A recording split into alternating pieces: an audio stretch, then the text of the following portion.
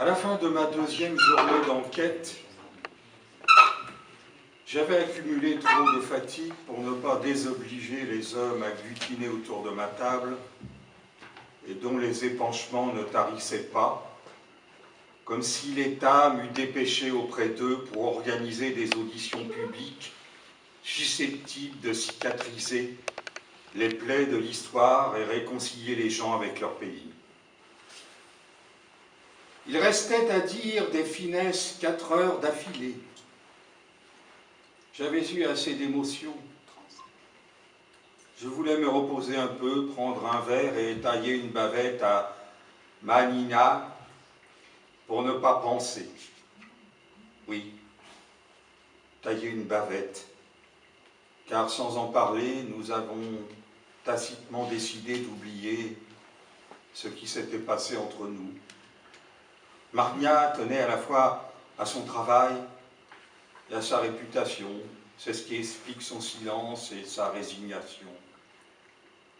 Mon attitude à son égard avait alors basculé dans une espèce de bienveillance pénitentielle. Je me levais brusquement, bredouillais un salut gêné et un vague remerciement, puis m'éclipsais. Je pris le chemin de la maison, avec rien d'autre dans la tête que la perspective de ce verre et d'un tagine exquis de poulet fermier au citron confit.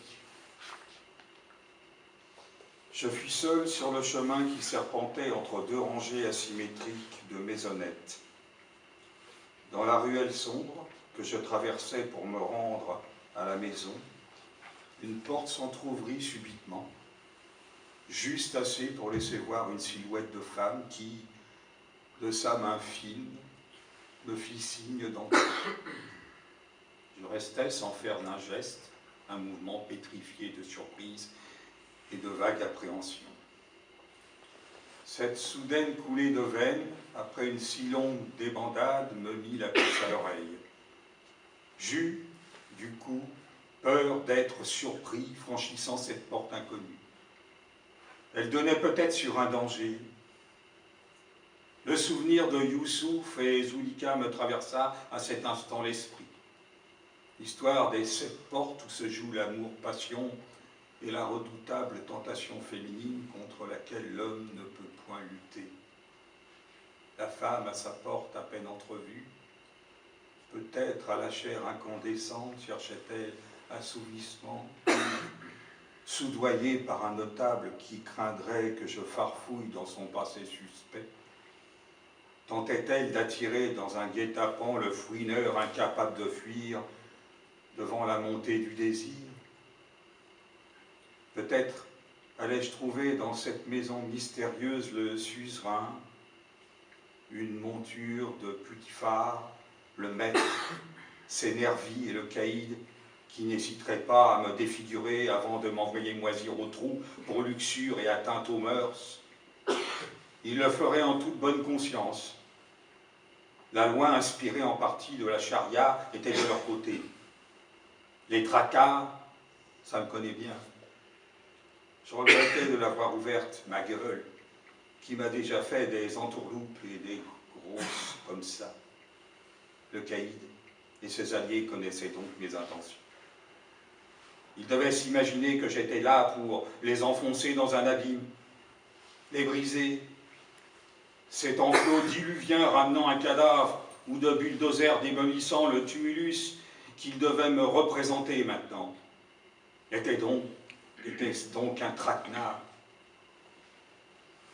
Devinant ma peur, la femme, pleine de grâce, se repencha et de la tête m'encouragea à entrer. Devant mon hésitation, elle me pria de me décider parce qu'elle voulait pas que je la compromise en restant planté à 1 mètre de chez elle. Je finis par céder à sa demande pressante. Le souvenir capiteux de Youssouf et de Zulika me mit cette fois-ci dans une excitation sensuelle. Il m'était impossible de me détourner de ce présent des dieux, même s'il pouvait se révéler après coup empoisonné. Je décidai de provoquer le hasard. Adviendra ce que pourra de moi, la figue ou le couteau. Je m'y dis alors au fond de moi pour requinquer ma volonté chancelante, ma rulette russe à moi. Je restais inquiet malgré les paroles rassurantes de l'inconnu. Je crus tout de même entendre dans les exhortations qu'elle me murmurait le « Viens, je suis prête pour toi », que dans sa fièvre délirante, la frémissante Zulika adressa à Youssouf.